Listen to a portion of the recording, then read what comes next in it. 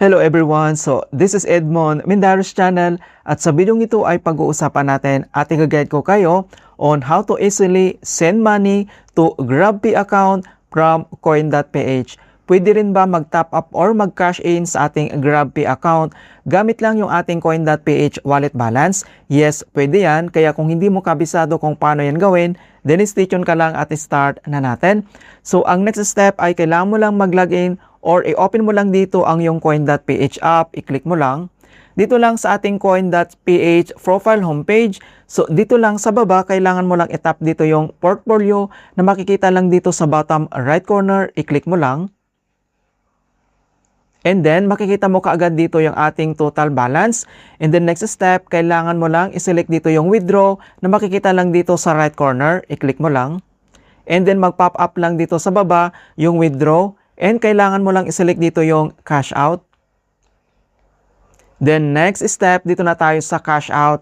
And then, kailangan mo lang mag-scroll down. So, under lang dito sa e-wallets, kailangan mo lang i-select dito yung GrabPay. So, click mo lang dito yung view all options. Makikita mo naman kaagad.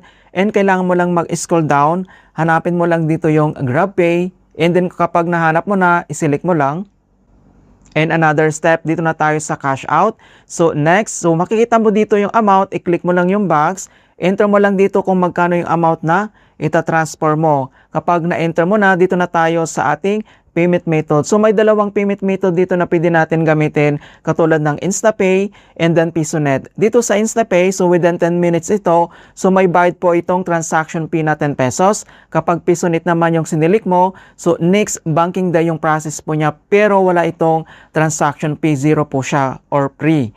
Ayan, so since isi-select natin dito yung InstaPay kasi gusto natin real time, and then dito naman sa baba makikita mo naman dito yung transaction fee and then yung total na add na dito. So, kailangan ma-extra balance ka dito sa iyong coin.ph wallet balance dahil separate po yung kanyang transaction fee. Kapag okay na, kailangan mo lang i-tap dito yung next. And another step, dito na tayo sa GrabPay and recipient. So, makikita mo dito yung account name. So, i-click mo lang dito sa box and then enter lang natin dito yung recipient name. Sa pag-enter naman ng ating recipient name, so first name and then last name, mapa-small letter man yan or big letter, pwede yan basta tama yung details and fill out lang natin.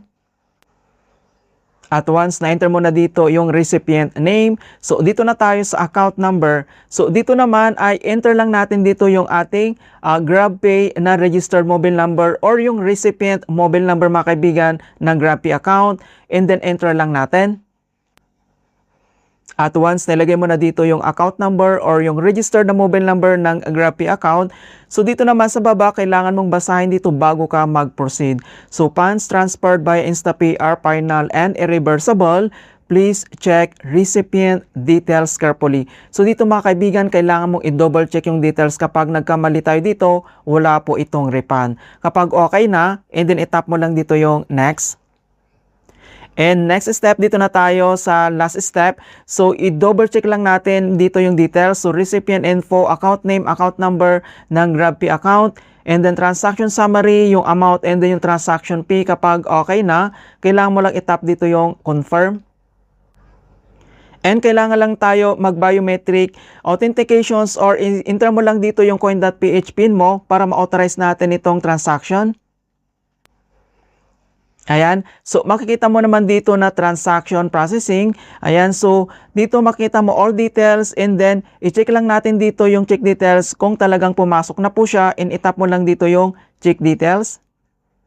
Ayan, so makikita mo naman dito napakabilis lang talaga na mag-transfer dito galing lang dito sa ating coin.ph to GrabPay account. Makikita mo dito na successful kaagad. Ayan, so napakabilis talaga.